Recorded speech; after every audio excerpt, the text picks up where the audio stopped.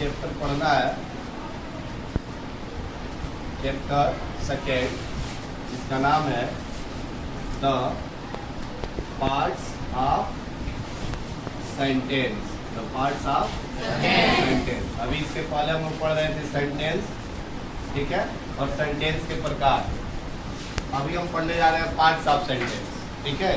देखिए आप सही, जैसे आप लोग पिछली क्लास में जो पढ़े थे वो सेंटेंस पढ़े थे, सेंटेंस के टाइप्स पढ़े थे, जिसमें 5 टाइप सेंटेंस बताए गए थे, assertive, interrogative, imperative, optative, exclamatory sentence. उसके डिफिनीशन को भी बताया था।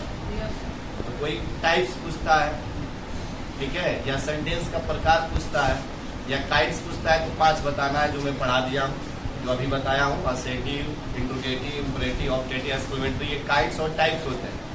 लेकिन कोई सेंटेंस का भाग पूछता है तो प्रत्येक सेंटेंस के 2 भाग होते हैं। कितने भाग होते हैं? 2 भाग। प्रत्येक सेंटेंस के 2 भाग होते हैं। भाग अलग है, काइंड्स अलग है। बात समझ गए? अगर काइंड्स कोई पूछता है सेंटेंस कितने प्रकार के, तो 5 बताइए। कितने भाग हैं, तो 2 बताइए, ठीक है। तो उसी भाग के बारे में हम जानेंगे और ये समझेंगे कौन सब्जेक्ट है, कौन प्रेडिकेट है, ठीक है। तो आइए देखते हैं। पार्ट्स ऑफ सेंटेंस हो जाएगा वाक्य के भाग। Don't touch each other. कोई लड़का बात नहीं करेगा अपने में, सही लोग यहाँ ध्यान देंगे और समझेंगे, क्योंकि तभी आपको समझ में आएगा। वाक्य के भाग, पार्ट्स ऑफ सेंटेंस मींस क्या होता है बाबू? वाक्य के भाग। समझ गए? Yes sir. वाक्य के प्रकार पूछा जाएगा, कितना बताएंगे? कौन कौन? Assertive, interrogative, imperative, objective, exclamatory. लेकिन ये पूछा जाएगा वाक्य के भाग कितने हैं, कितना बताएंगे? कौन कौन? हाँ, वाक्य के 2 भाग जो होते हैं, ठीक है, किसी भी वाक्य के 2 भाग होते हैं, ठीक है। देयर आर, आप लिख सकते हैं, देयर आर 2 पार्ट्स, टाइप्स नहीं, parts of sentence. 2 parts of sentence. First is the subject. First is the subject. मैं अभी बोला हूँ, कोई बात नहीं करेगा। कुछ बच्चे बात कर रहे हैं, बात करेंगे, फिर आपको क्लास में खड़ा कर दूंगा या क्लास से बाहर कर दूंगा। इसलिए आप बात ना करें, पढ़ने आए आराम से पढ़ लें, पढ़ लेंगे वो आपके काम में आएंगे, आपके परिचय में आएंगे। और मैं बार बार कहता हूँ, जो भी ग्रामर आपको पढ़ाया जा रहा है 9, 10, 11, 12 सभी क्लासेस में काम आने वाले हैं। आपके कंपटीशन के एग्जाम में भी काम में आ जाएंगे। तो अभी पढ़े रहेंगे तो अच्छा रहेगा। बात करने का बहुत समय है, अभी पढ़ा रहे हैं, पढ़ लीजिए। बात समझ गए? तो पार्ट्स ऑफ सेंटेंस के जो होते हैं 2 भाग होते हैं, सब्जेक्ट और दूसरा क्या हो जाता है? प्रेडिकेट। प्रेडिकेट आप किताब सामने रख के लिखेंगे। बात समझ गए? सब्जेक्ट को हिंदी में कहा जाता है उद्देश्य। क्या कहा जाता है? उद्देश्य। और प्रेडिकेट को हिंदी में कहा जाता है विधेय। क्या कहा जाता है? विधेय। बात समझ गए? अब यहाँ ध्यान दीजिए, सब्जेक्ट क्या होता है जानिए। सब्जेक्ट क्या होता है जानिए, इसके डिफिनीशन जानिए। तो सब्जेक्ट की बात करें तो इसको हिंदी में कर्ता या उद्देश्य कहते हैं। कर्ता भी बोल सकते हैं या उद्देश्य भी बोल सकते हैं, जो ऊपर लिखते हैं। इसकी डिफिनीशन की बात करें तो आप सीधे आप लिखेंगे, हिंदी में आपको लिखना है तो आप लिखेंगे वाक्य का वह भाग।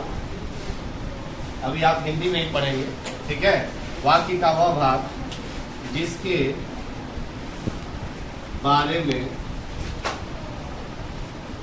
ठीक है, वाक्य का वह भाग जिसके बारे में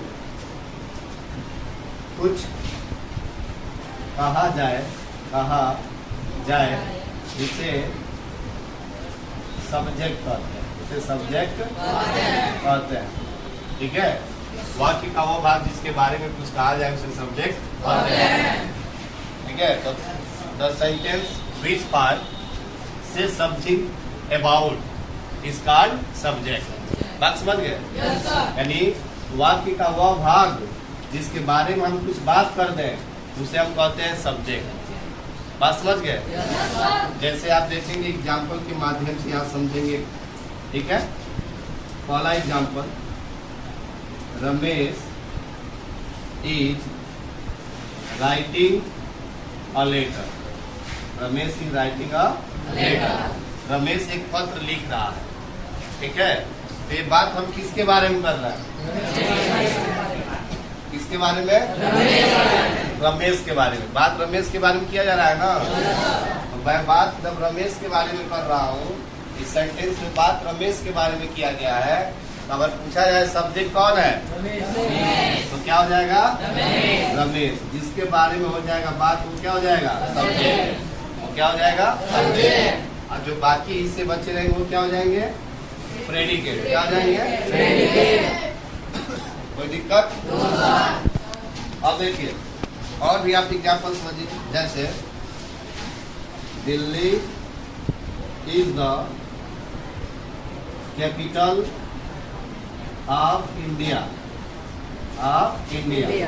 Delhi is the capital of India. ये बताइए बात किसके बारे में हो रहा है?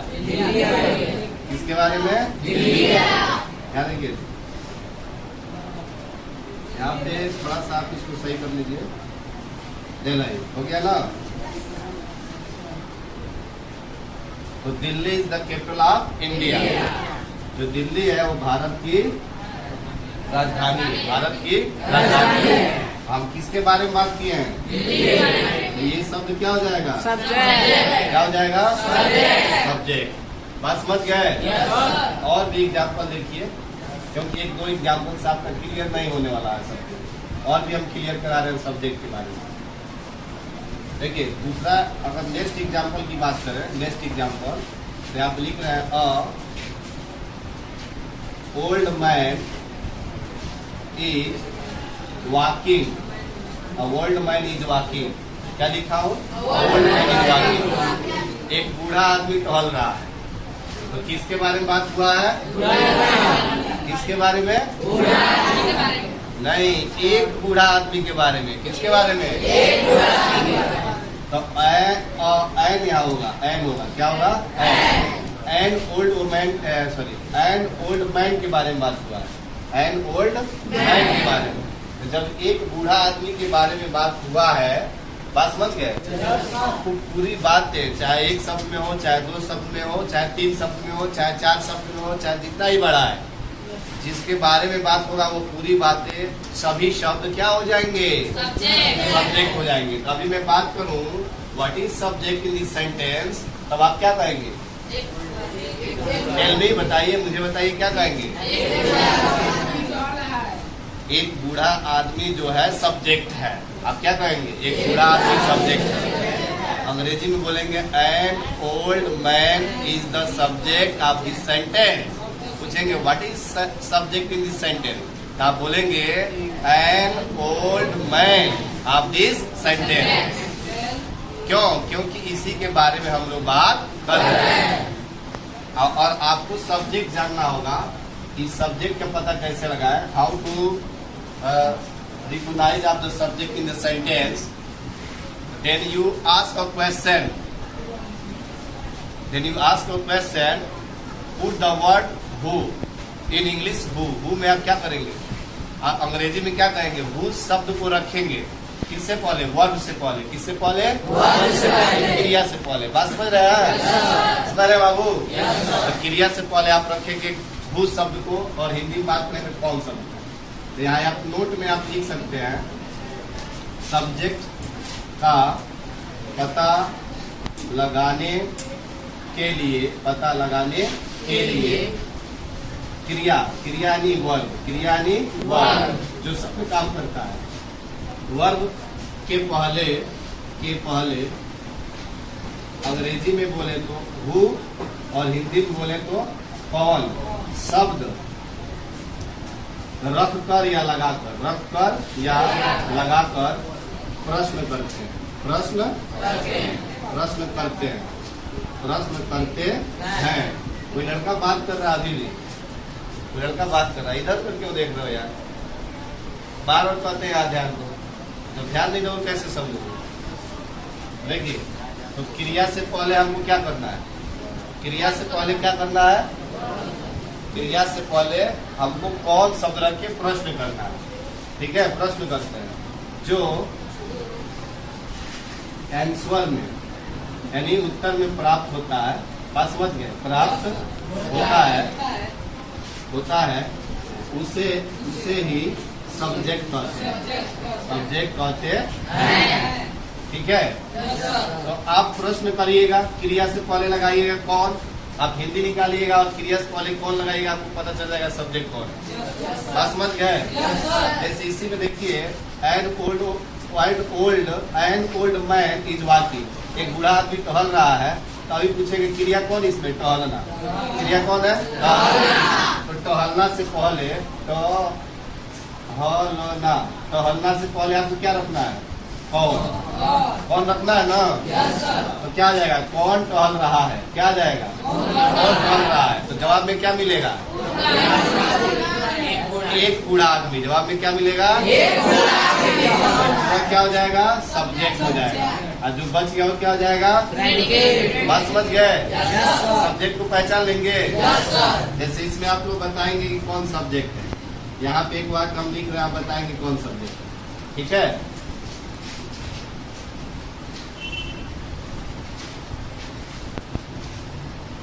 A little boy runs on the road. एक छोटा लड़का सड़क पे दौड़ता है। एक छोटा लड़का सड़क पे दौड़ता है। देखिए, रहा है तब आप अर्थ निकालेंगे जब इज चाहे आर के साथ आईएनजी लगा होगा, तब आप रहा है अर्थ निकालेंगे। और जब किसी वर्ब में यस लग गया है या सब्जेक्ट के बाद तुरंत वर्ब आ गया है, सब्जेक्ट के बाद तुरंत वर्ब, ठीक है, और ऐसा वर्ब जो फर्स्ट फॉर्म में हो या उसमें यस लगा है, तब उसका अर्थ ता है निकलता है, क्योंकि प्रेजेंट इंडेफिनिट टेंस होता है। बात समझ गए? तो बात करें कि a little boy runs on the road, एक छोटा लड़का सड़क पे दौड़ता है, तो पहले आप पहचानिए क्रिया कौन है। काम किसका होता है बताइए? दौड़ने का। काम किसका होता है? दौड़ने का। तो दौड़ना का अंग्रेजी है ना, रन। तो रन से पहले रखिए कौन, क्या रखिए? कौन। तो ये कौन हो गया? रन मतलब क्या होता है? दौड़ना। तो जवाब आप कैसे प्रश्न करेंगे? कौन दौड़ता है, इन प्रश्न करेंगे। तो कौन दौड़ता है बताइए? एक छोटा लड़का, लिटिल बॉय, ये दौड़ता है। ये क्या हो जाएगा आपका? आज जो बच गई क्या हो जाएगा? इस तरह से सब्जेक्ट प्रेडिकेट पहचान लेंगे ना। तो भाई इसको मिटाते हैं, आप घर लिख लीजिएगा, यहाँ से नोट डाउन कर देंगे अपने नोटबुक में। और नेक्स्ट बात बताते हैं प्रेडिकेट क्या होता है। ठीक है, प्रेडिकेट क्या होता है इसे बताएं। प्रेडिकेट, ठीक है, प्रेडिकेट मतलब बता चुके हैं, विधेय होता है, विधेय। ठीक है, तो प्रेडिकेट किसे कहते हैं? आपसे पूछेगा तो क्या कहेंगे? आप सीधे बताएंगे कि सब्जेक्ट के बारे में, सब्जेक्ट के बारे में या विषय में, बारे में जो कुछ कहा जाता है, जो कुछ कहा जाता है उसे प्रेडिकेट कहते हैं। प्रेडिकेट कहते हैं। सब्जेक्ट के बारे में जो कुछ कहा जाता है उसे क्या कहते हैं? प्रेडिकेट कहते हैं। बस समझ गए? जैसे मैं क्या कर रहा हूँ, आप सही लोग जान रहे हैं, मैं क्या कर रहा हूँ, जो पढ़ाने का काम हो रहा है वो प्रेडिकेट में चला जाएगा। अब पढ़ाने का काम कौन कर रहा हूँ? मैं कर रहा हूँ ना, तो मैं क्या हो जाऊंगा? सब्जेक्ट हो जाऊंगा। कोई दिक्कत? तो देखिए यहाँ पे एग्जाम्पल देख लेते हैं। जैसे I am teaching you English, मैं तुम्हें अंग्रेजी पढ़ा रहा हूँ, मैं तुम्हें अंग्रेजी पढ़ा रहा हूँ, मैं तुम्हें अंग्रेजी पढ़ा रहा हूँ मैं। ठीक है, अगर बात करें कि सब्जेक्ट कौन है, I am teaching you English में सब्जेक्ट कौन है, तो आप क्या बताएंगे? कौन है? आई है। सिर्फ सब्जेक्ट कौन है? क्योंकि आप प्रश्न करिए कौन पढ़ा रहे हैं? आई। मैं पढ़ा रहा हूँ ना, तो सब्जेक्ट की बात करें तो केवल आई है। बात समझ गए? और अब आई के बारे में क्या बात हुआ है कि पढ़ा रहे हैं, क्या तुम्हें अंग्रेजी पढ़ा रहे हैं, सब क्या हो जाएगा? क्या हो जाएगा? प्रेडिकेट। तो सब्जेक्ट प्रेडिकेट छाट लेंगे, बताइए। अब देखिए और भी सब्जेक्ट का क्या पहचान होता है बता रहे हैं आपको। इंपरेटिव सेंटेंस पढ़ाए थे ना, ये बताइए। इंपरेटिव सेंटेंस जब पढ़ाए थे तो उस समय नहीं बताए थे इंपरेटिव सेंटेंस में कि कर्ता यू होता है जो छिपा रहता है। जैसे मान लीजिए बोलेंगे गो देयर, गो देयर, वहां जाओ। गो देयर बोले वहां जाओ। तो इसमें सब्जेक्ट पूछे कौन है तो आपको पता चलेगा कौन सब्जेक्ट है। लेकिन मैं क्या कहा था कि जब सेंटेंस इंपरेटिव रहेंगे और सब्जेक्ट की बात कर देंगे, कोई कहेगा सब्जेक्ट बताइए, तो सब्जेक्ट क्या हो जाएगा? यू हो जाएगा। क्या हो जाएगा? यू। तो ऐसे सेंटेंस में सब्जेक्ट क्या है? यू है। जैसे मान लीजिए यहाँ पर है, please give me your pen, your pen, कृपया अपना कलम मुझे दीजिए। तो इस वाक्य, ये भी वाक्य कौन सा है बताइए, पहचानिए जो पढ़ाए थे, कौन सा वाक्य है? बोलिए। इंपरेटिव सेंटेंस कौन है? इसमें भी सब्जेक्ट की बात करेंगे तो कौन सब्जेक्ट हो जाएगा? यू। जितना भी इंपरेटिव सेंटेंस आएगा सब में सब्जेक्ट क्या हो जाएगा? यू हो जाएगा। जैसे डोंट टॉक, डोंट टॉक, बातचीत मत करो, तो इसमें सब्जेक्ट की बात करें तो कौन है? यू है, क्योंकि ये भी इंपरेटिव सेंटेंस है, क्योंकि ये भी इंपरेटिव सेंटेंस है। जैसे और भी बात करें यहाँ पे, never tell a lie, never tell a lie, अगर इसमें बात करें सब्जेक्ट कौन सा है तो किसको कहेंगे?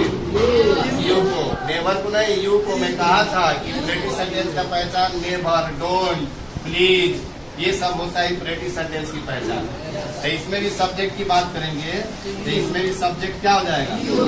यू आएगा। इसमें भी सब्जेक्ट क्या आएगा? यू आएगा। बात समझ गए बाबू? अभी इसको मिटाते हैं। आप सही लोग, आप लोग लिख लीजिएगा यहाँ से समझ के। तो इंपरेटिव सेंटेंस का सब्जेक्ट यू होता है, समझ गए? yes, और इसी तरह प्रेडिकेट को भी आप जान चुके हैं। जैसे मान लीजिए आप हम लिखे हैं वॉकिंग, क्या लिखे? Walking is useful for health, health, टहलना स्वास्थ्य के लिए लाभदायक है, टहलना स्वास्थ्य के लिए लाभदायक है। इसमें बात करें सब्जेक्ट कौन है तो किसको कहेंगे? नहीं, इसमें सब्जेक्ट यू नहीं है। जब कोई ऐसा वर्ब आए, जब कोई ऐसा एमवी आए जिसमें शुरू में आईएनजी लगा, उसको जिरेंट कहा जाता है। क्या कहा जाता है? जिरेंट बोलते हैं। और जिरेंट जो है वाक्य में सब्जेक्ट का काम करता है, नाउन का काम करता है। तो ऐसा शब्द मिले जो शुरू में ही आईएनजी लगा हो तो उसी को क्या कहते हैं? सब्जेक्ट। उसी को क्या कहते हैं? और रही बात प्रेडिकेट की, तो जहाँ आपको इज दिखाई देगा, एम दिखाई देगा, आर दिखाई देगा, कैन दिखाई देगा, मे दिखाई देगा, शुड दिखाई देगा, मस्ट दिखाई देगा, बात समझ गए? हैज दिखाई देगा, हैव दिखाई दे देगा, हैड देगा, या डू देगा, या डज देगा, या डिड देगा। यही से और भी क्रिया होती है। सेल भी होता है, सेल, विल, आप इसको लिख सकते हैं या समझ सकते हैं। सेल, विल, वुड और भी क्रिया होते हैं।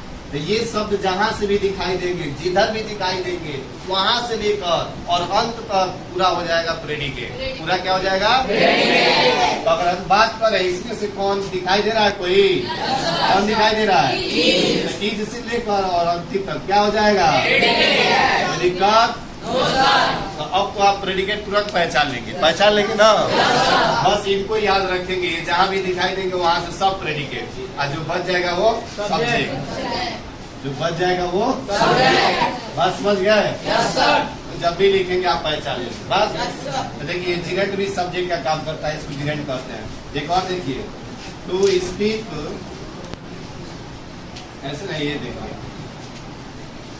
To tell a lie, to tell a lie is sin, is sin, झूठ बोलना पाप है, झूठ बोलना पाप है। अगर इसमें सब्जेक्ट की बात करें तो कौन सब्जेक्ट है बताइए? To tell a lie, to tell a lie, ये सब क्या है? सब्जेक्ट। और जिस क्रिया के पहले, जिस एमवी के पहले टू लग जाता है, क्या लग जाता है? तो उसको कहते हैं इन्फिनिटिव। क्या कहते हैं? इन्फिनिटिव कहते हैं। क्या कहते हैं बाबू? और जिस क्रिया के पहले आईएनजी लग जाता है, क्या लग जाता है? अभी बताया है, जिस क्रिया के पहले, या जिस क्रिया के पहले नहीं, जिस क्रिया में आईएनजी लगता है और शुरू में आ जाए उसको जिरेंट बोलते हैं। क्या बोलते हैं? और जिरेंट भी क्या करता है? सब्जेक्ट का काम करता है। आप पहचान लेंगे ना सब्जेक्ट को? आपकी किताब में सब ये दिया है, पहचानेंगे ना? तो इसमें अगर सब्जेक्ट की बात करें तो टू टेल क्या हो गया? सब्जेक्ट हो गया। और जो बच गई क्या हो गया? तो सब्जेक्ट प्रेडिकेट पहचान लेंगे।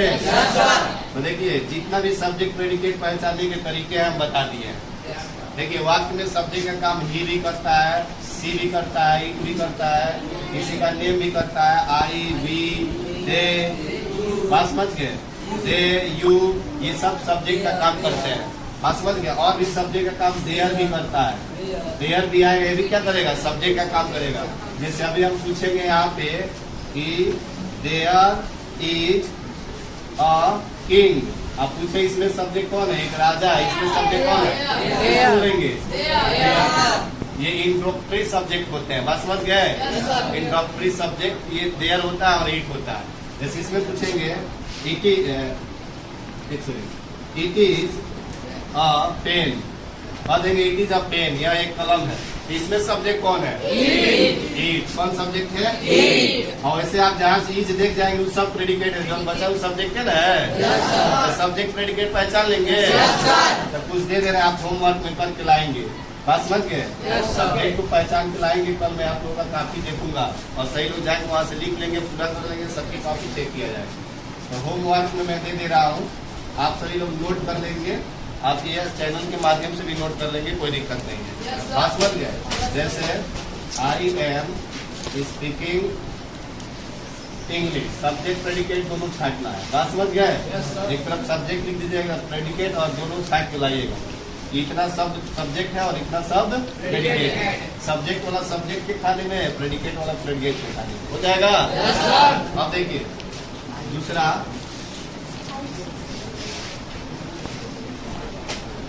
To walk in the to walk is useful for health, for health, to walk is useful for health, टहलना स्वास्थ्य के लिए लाभदायक। दूसरा लिखिए, there are many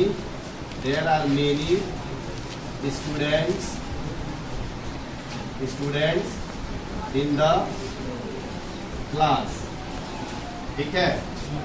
चौथा देखिए, come here। पांचवा देखिए, to